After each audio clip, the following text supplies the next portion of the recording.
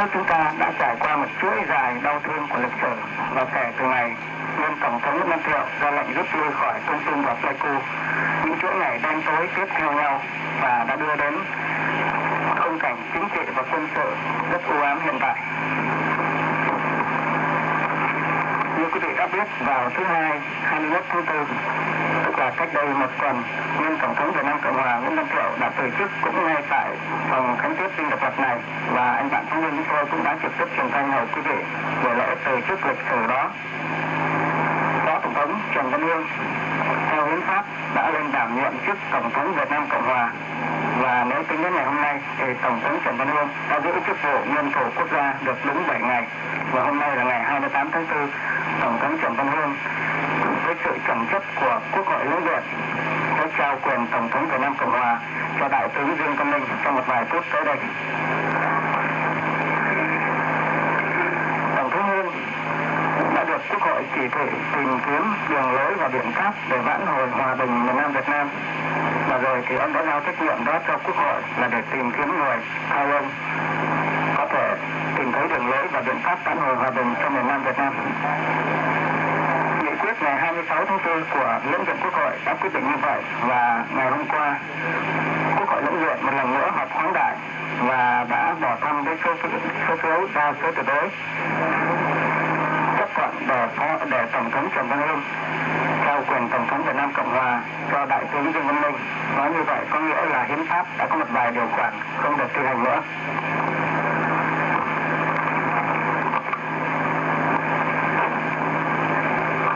Trong hàng ghế dành cho nội các thì khuất sau một chiếc camera của đài truyền hình, chúng tôi cũng nhận thấy ông Tổng trưởng Phát triển sắc tộc Nay Ruất, ông Tổng trưởng Y tế Tôn Thất Niệm, ông Bộ trưởng của Thủ tướng Bùi Nguyên và một số đông quý vị Tổng Bộ trưởng khác. Chúng tôi xin nhắc lại là hàng ghế trên cùng thì chúng tôi nhận thấy Phó Thủ tướng đặc trách Tổng thanh tra kiêm Tổng trưởng Quốc phòng Trung tướng hồi hưu Trần Văn Đơn trong ô phục màu đậm.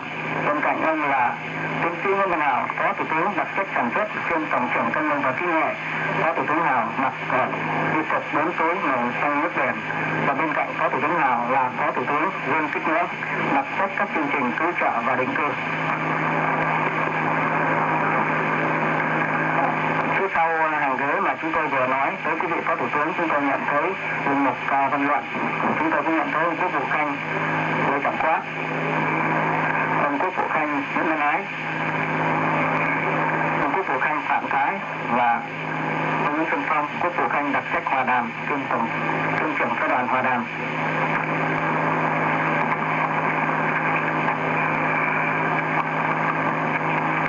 Thưa quý khán giả, vào lúc này thì bên ngoài dinh độc lập chúng tôi đã nhận thấy là trời đã bắt đầu mưa nhỏ, và Sài Gòn đang trải qua một buổi chiều u ám như hoàn cảnh hiện tại của đất nước.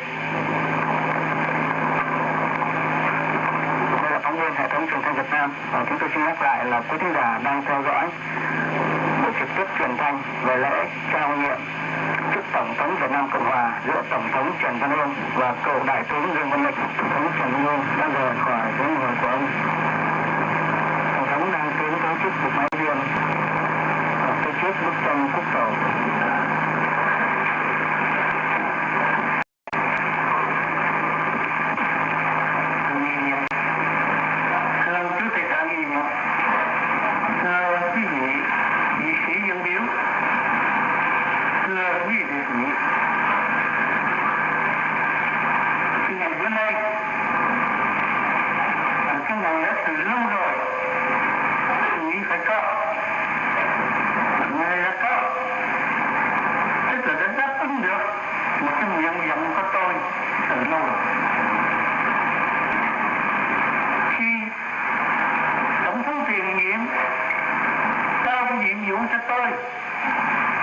Tôi vẫn biết cái sức già nhiều núi nhiều sông, tuổi trời đã cao, sức lực đã lớn, tất nhiên là không thể nào đảm trách được một cái nhiệm vụ lớn lao trong khi mà nước nhà đã trải qua một buổi khó khăn vô cùng không thể tưởng tượng được. Bởi vậy cho nên trong lòng ta vẫn minh nói rằng Dù thế nào cũng phải có được một người ra lãnh cái trách nhiệm này để mà lo cái việc nước, gọi là cứ nhất phần nào. Cái gì gọi là cái quyền lợi, cái gì gọi là cái danh giới của nước Việt Nam Cộng Hòa chúng ta. Khi tôi đến trao đổi ý kiến với đại tướng Dương Văn Minh, cái điểm làm cho tôi thắc mắc là cái điểm pháp lý, là bởi vì nước tự nhiên mà tôi đem cái quyền của tôi trao lại cho đại tướng, thì như vậy vì cái phương diện pháp lý nó không hợp lý chút nào. Điều đó tôi cùng đại tướng đã có thảo luận. Sau khi ra ngoài lớn diện, tôi cũng có trình bày và lớn diện. Sau khi thảo luận 2 ngày thì tìm ra được cái giải pháp, mà đây tôi tin là cái giải pháp vừa đáp lại với cái chỗ mong mỏi của mọi người.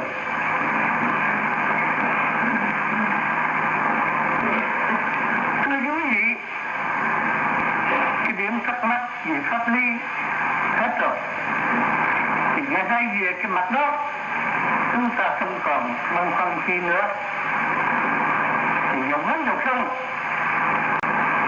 cái chuyện lớn nào hiện giờ không còn là cái việc pháp lý, một cái việc làm sao cho cái nước Việt Nam Cộng Hòa này, nếu mà tình hình nó khó khăn đến đâu thì cũng phải những phần nào để bảo tồn được. Nếu không có toàn diện hết thì cũng là phần nào cái danh dự của tổ tiên chúng ta. Thưa với đại tướng, dù muốn dù không, một chương lịch sử đã dở qua rồi. Những chương sẽ viết tới đây sẽ do nơi tay của đại tướng. Mà bây giờ tôi sớm hỏi ngay ra rằng đại tướng sẽ nhắc đến gì. Tôi thấy là đại tướng cũng không thể trả lời. Nhưng tôi biết rằng với cái thiện chí của đại tướng đã sẵn có, thì thế nào cái việc làm sau này không đến nỗi phải phụ lòng tin cậy của tất cả đồng bào, của tất cả nhân sĩ, của tất cả trí thức. Và thứ nhất là cái lòng tin cậy của Quốc hội đã hoàn toàn đặt nơi đại tướng.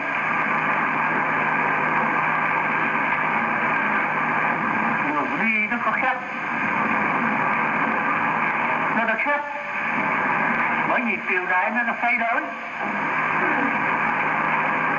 Chúng ta bây giờ không có nghĩ là phải luôn luôn phải đổ xương máu.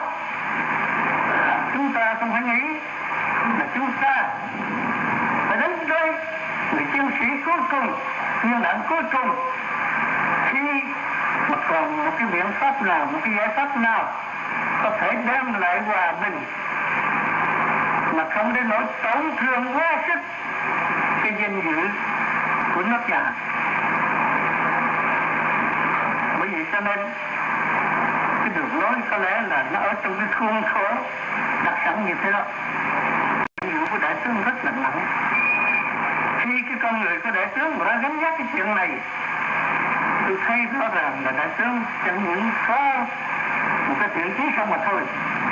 Đại tướng phải có những cái can trường gì mới dám đảm nhận như vậy. Mà tôi cũng mong mỏi làm thế nào cho đại tướng thành công. Giá lại đặt lại cái vấn đề viết cái giải pháp trên chiến đấu để giữ cái giải pháp nhưng mà ôn hòa, nghĩa là quên hết tất cả cái gì gọi là căm thù để đem lại trước hết là cái hòa giải, rồi cái hòa hợp, rồi tới cái hòa bình. để cùng nhau sống yên mưu đầu cái chuyện tái tạo nước nhà lại theo tôi nghĩ con đường là con đường đó. Thưa với đại tướng, xa hận căm thù không phải là căm thù đối với ở ngoài, mà tôi cũng xin phép nói là chúng ta cũng nên xa thù tất cả những gì gọi là cái căm thù ở trong. Trước kia có lẽ những chỗ sai biệt đành rằng nếu một người Việt Nam thành thật trong nước thì tất nhiên cái người đó dùng nước dùng không cũng phải lo cho nước, yêu nước. Nhưng tiếc là một lỗi đồng sàng mà có nhiều khi bị mỏng, cho nên nghĩ như vậy mà có gì cái lòng nghĩ nó khác nhau, cái việc làm nó khác nhau, nhưng sinh ra cái chỗ chết mít, sinh ra đến cái chỗ có thể gọi là căm thù. Thì tôi thành khẩn yêu cầu đại tướng bao nhiêu chứng diện gì có thể gọi là cái căm thù ở nội bộ, đại tướng vui lòng rất là thế nào xóa bỏ hết. Giả lại trong mỗi cái chế độ đều có những người khủng sự cho cái chế độ đó. Nếu cái chế độ kế tiếp mà còn nghĩ đến cái việc trước, mà tìm ra cái chuyện ân oán giang hồ, ghi cái chuyện căm thù nữa, thì những người bất kỳ loại chế độ nào tôi nghĩ làm sao mà dám tận tâm. Nhưng cái sức mình nó có hạn.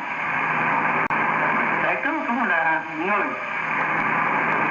đại tướng không phải là một vị thiên liêng nào có phép màu, cho nên chỉ phát một lời mà mọi việc nó đều đến như ý muốn được. Tất nhiên là đại tướng phải ráng sức. Cái chuyện đại tướng ráng sức mà thành công là không thành công, đó là một cái việc tôi tưởng phần lớn không phải tùy với đại tướng.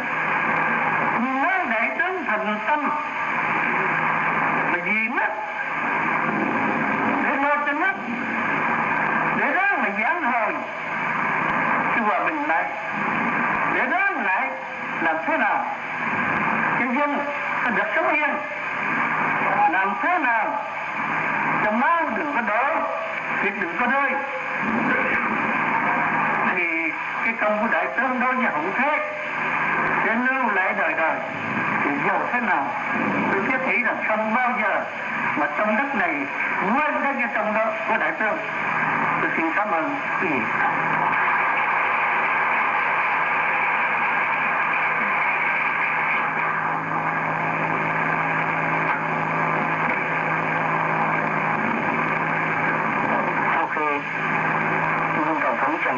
Đọc bài dân văn cho nhân xong, chúng tôi nhận thấy là một sĩ quan đã gỡ huy hiệu tổng thống hai con đồng bay và thay vào đó một huy hiệu tổng thống mới và hình một hoa mai 5 cánh. Thưa quý thính giả, quý vị đang theo dõi chương trình đặc biệt. Mà còn nghĩ đến cái việc trước, mà tìm ra cái chuyện ân oán giang hồ, ghi cái chuyện căm thù nữa, thì những người bất kỳ loại chế độ nào tôi nghĩ làm sao mà dám tận tâm với cái chế độ đó, khi mà nghĩ rằng cái chế độ sau này có thể trả thù trả oán được.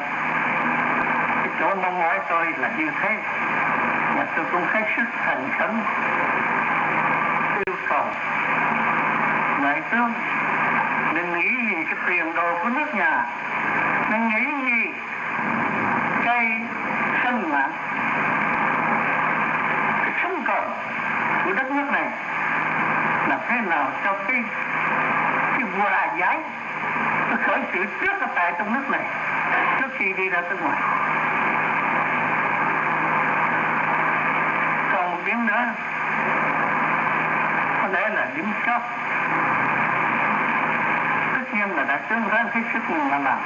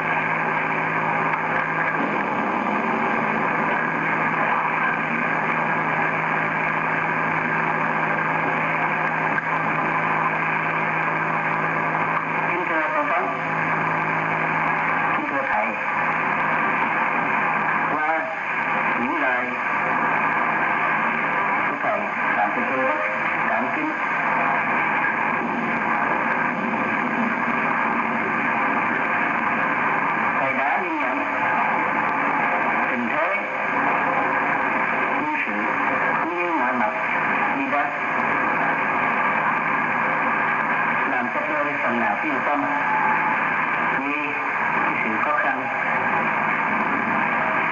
của tôi gặp phải những lời diễn giải của thầy hôm nay tôi sẽ ghi mãi trong lòng và thầy yên tâm chúng tôi đã lâu nay thấy không còn giải quyết vấn đề của chúng ta bằng rõ lực không có kèm theo một giải pháp chính trị nào thì không thành công. Vì đó anh em chúng tôi đã mấy năm nay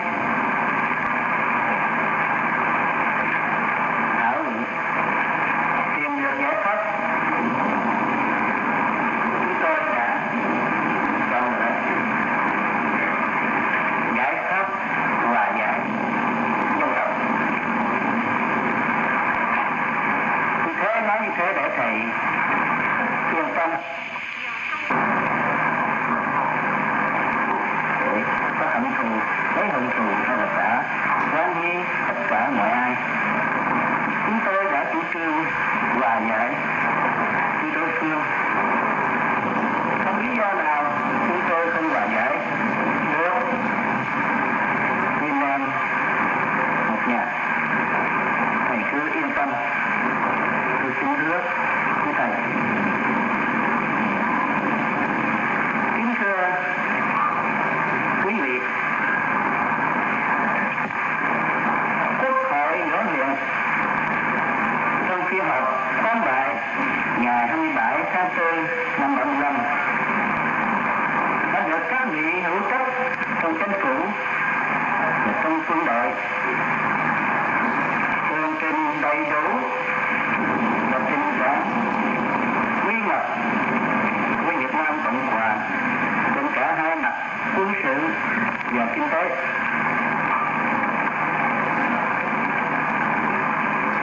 Những điều bi đát mà chúng ta được nghe, người dân miền Nam đang phải gánh chịu từng giờ, từng phút, từng không sát và tâm hồn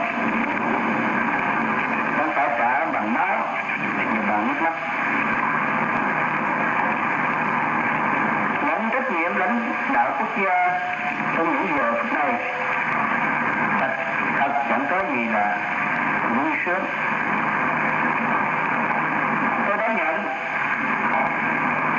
vì đó không những là đòi hỏi của nhân dân mà còn là điều kiện thiết yếu để tạo một cơ may tránh được nguy cơ sụp đổ, thực hiện minh đắn mở lại hòa đàm hầu đạt tới một giải pháp chính trị trong khuôn khổ hiệp định Paris mang lại hòa bình cho nhân dân. Đó là điều duy nhất còn có thể làm được trong hoàn cảnh hôm nay. Nền hòa bình mà tôi đã chủ trương từ lâu là nền hòa bình dân tộc, căn cứ trên tinh thần hòa giải, vốn là đức tính cố hữu của người Việt Nam. Nhiều kiện căn bản để thi hành hiệp định Paris cũng là tinh thần hòa giải. Tất cả thiện chí và ý thức trách nhiệm với ý muốn chân thành phục vụ đất nước và nhân dân. Tôi xin nhận trách vụ Tổng thống Việt Nam Cộng Hòa. Xin cảm ơn Tổng thống.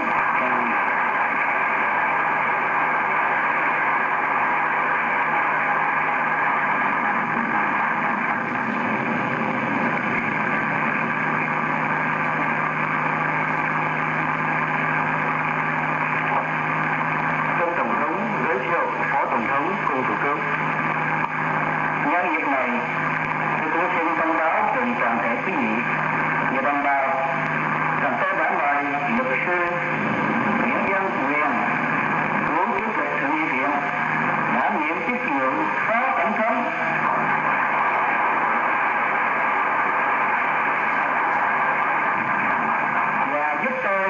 về vấn đề hòa đàm, luật sư Nguyễn Văn Quyền đã chấp nhận. Tôi xin long trọng giới thiệu Phó Tổng thống Nguyễn Văn Quyền.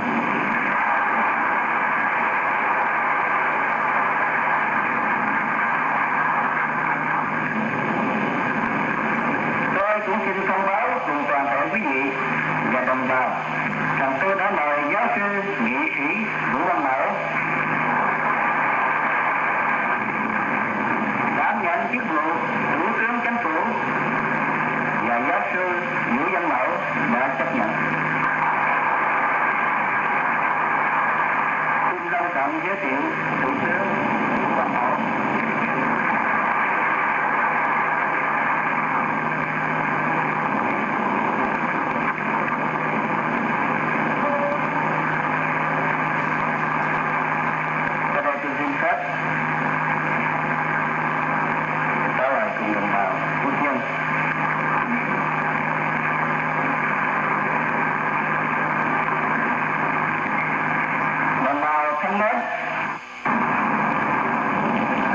Tổng thống Trần Văn Hương ký các quyết nghị ngày 26 và ngày 27 tháng 4 75 của Ủy ban Quốc hội đã quyết định trao quyền tổng thống lại cho tôi. Tôi đã nhận trách nhiệm đó. Sứ mạng giao phó cho tôi rất là rõ rệt. Và tới một thỏa hiệp ngưng bắn càng sớm càng tốt. Cương quyết một giải pháp chính trị cho miền Nam Việt Nam trong khuôn khổ hiệp định Paris để chấm dứt chiến tranh, lập lại hòa bình trong tinh thần hòa giải, hòa hợp dân tộc.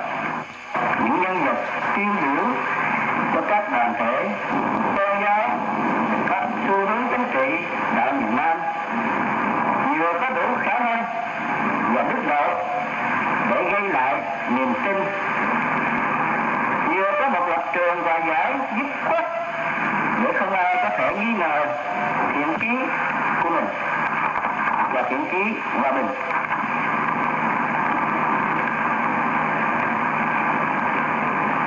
Tôi tin tưởng sẽ thành lập được một chính phủ như vậy trong thời gian ngắn nhất để có thể mở lại cuộc hòa đàm với chính phủ cách mạng lâm thời Cộng hòa miền Nam Việt Nam. Nhận lãnh trách nhiệm trong những giờ phút khẩn trương này thì chỉ có một ý muốn duy nhất là đóng góp phần của tôi vào sự nghiệp hòa giải của dân tộc. Tôi gọi đó là sự nghiệp của dân tộc. Vì hòa giải chỉ có thể thành tựu khi mỗi đoàn thể, mỗi chấp nhận con đường hòa giải và dấn bước lên con đường đó với tất cả thiện chí của mình. Đó là điều mà tình thế đang đòi hỏi nơi mỗi người, nơi chúng ta. Những ngày sắp tới sẽ vô cùng cam go.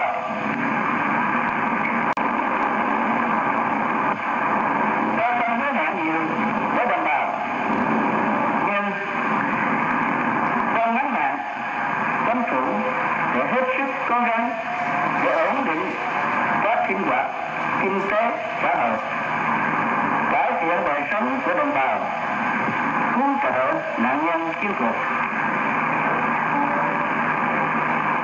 Chính phủ bảo đảm tôn trọng các quyền tự do dân chủ được xác định trong bản tuyên ngôn quốc tế nhân quyền và nói điều 11 của hiệp định Paris. Một trong những biện pháp đầu tiên là trả tự do cho những người bị giam giữ vì lý do chính trị và chấm dứt chế độ kềm kẹp báo chí. Quan trọng hơn hết, chính phủ hòa giải hòa hợp và riêng tôi sẽ làm hết sức mình để đạt tới một giải pháp hợp trình hợp lý, bảo đảm quyền sống của mọi thành phần dân tộc, các quyền tự do căn bản của mọi công dân. Sự thành công của chính phủ sẽ tùy thuộc một phần lớn vào sự bình tĩnh, sáng suốt của đồng bào, vào sự hỗ trợ tích cực mà đồng bào sẽ dành cho chính phủ.